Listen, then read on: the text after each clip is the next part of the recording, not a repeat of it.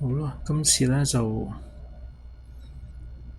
好多鑊啊，見到好多鑊，咁就呢度逐個嚟啦。呢隻咁我就咁都係畀兩個木出嚟，唔係畀兩 cave 出嚟整個木啦。咁順便咧就將呢啲1、2、3、4、2、4、5全部擺晒落去。呢度咧兩個 cave 呢個木都齊晒啦，咁我就即係擺兩個咯喎，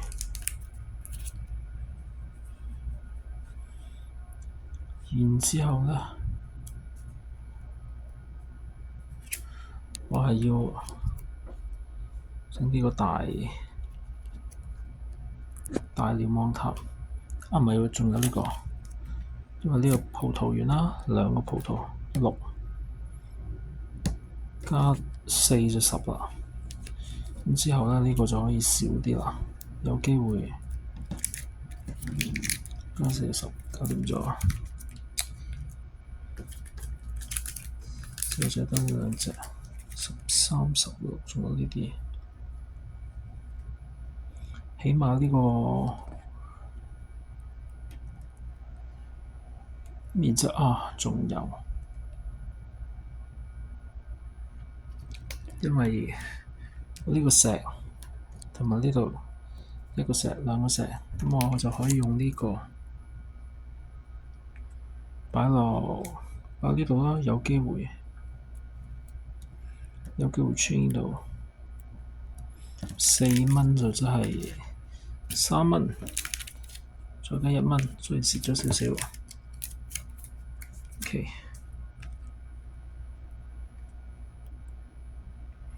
好，跟住下一個，